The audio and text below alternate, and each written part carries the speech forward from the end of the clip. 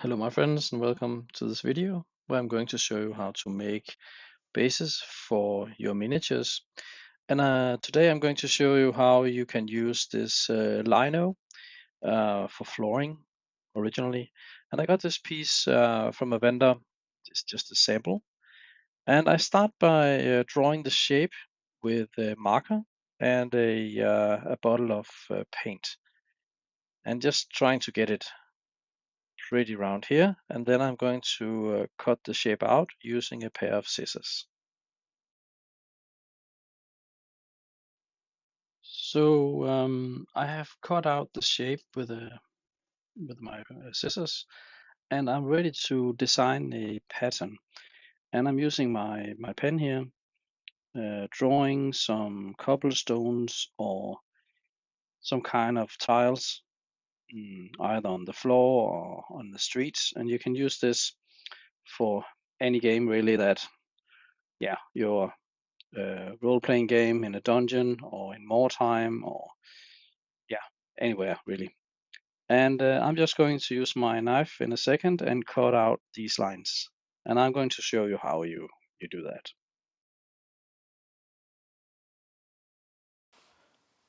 So I'm taking my base here that I've drawn on, and then a sharp hobby knife, and then I'm cutting at an angle away, of course, from my fingers. And then I cut and from the other side again at an angle, and that gives this crevices down into the base. And I'm going to do that for all the lines so that there will be recesses for every line into the base.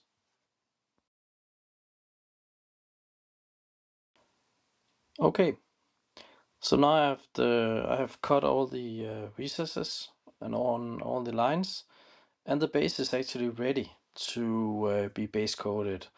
And I'm just going to give it a base coat of some off-white. And you can see, of course, there are some minor mistakes, but this will be fine. This is good enough for like everyday gaming and for your miniatures. Okay, here I've cut out all the lines of the base, and next step is just to give it a base coat. And I use the off-white. You can use any white you want or any color. Um, um, of course, focus here is to get the paint into the crevices as well. Also paint the side. That is very nice.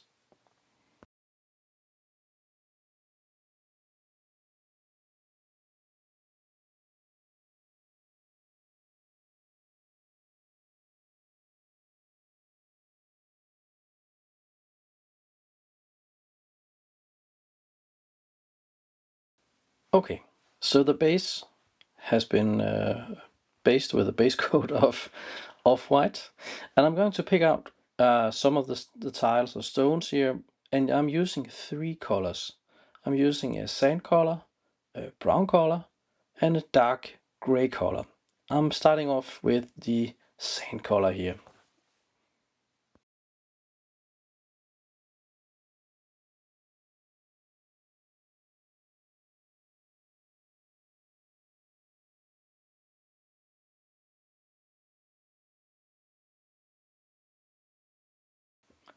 Okay, I used now the sand color for the first cobblestones, and I'm going to use the gray color.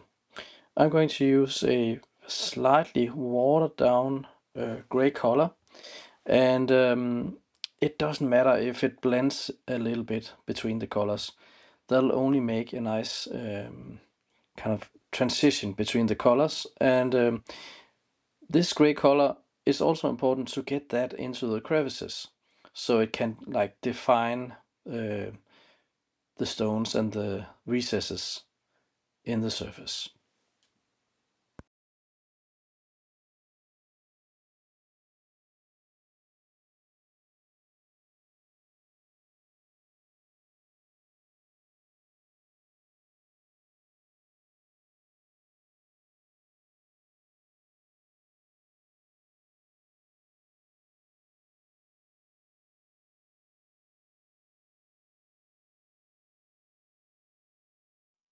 Okay, so here I've added the last color, that is the brownish color, and I've also added some water to it.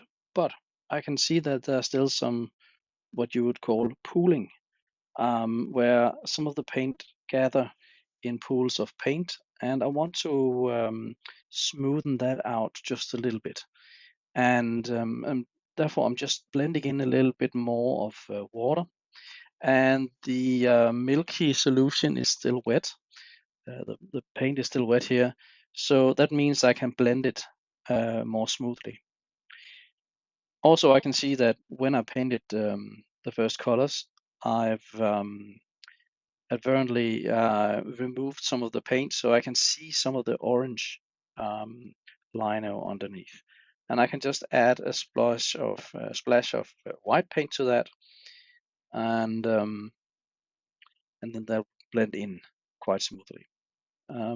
My focus here is to try and create a more even surface, and then without too much pooling of the paint.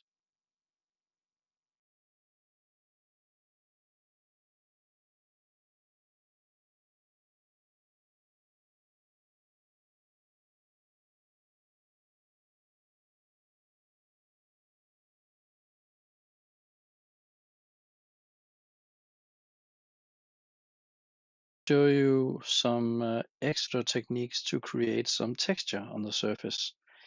And I use a couple of techniques, and I'm going to show you two of them. And the first technique I use is while the paint is still wet, I just take a piece of paper that I fold together, and then I gently dabble on the surface. And in that fashion, I soak up some of the wet paint, and it lightens up the surface really. And you'll just see it here in a moment. There you go. It takes off some of the paint. And in that fashion, it creates that texture that I'm going for. Also, I have another technique. And in this technique, I'm using a piece of sponge from one of the blister packs from my miniatures that I buy. And I use that putting on some paint at the end. And I start by doing that. So I put on some paint, um, and I'm going to use a sandy color, and I'm also going to use this light gray color. So I'm trying to keep the color scheme here very light at the beginning. And I start by putting on some of the paint on the foam, and then I come back and then dab it on the paper to take off some of the paint, so it's not too much paint on the foam. And then I dab the foam onto the base, and just in 2 seconds you'll be able to see how the effect works. And I also put something here on the edge of the base, and you can start seeing what that can do. So just try it out, play with this dabbling technique, and you'll see what effect it will bring to it. Next, I'll just try the same color, and I'm also going to add a more dark color.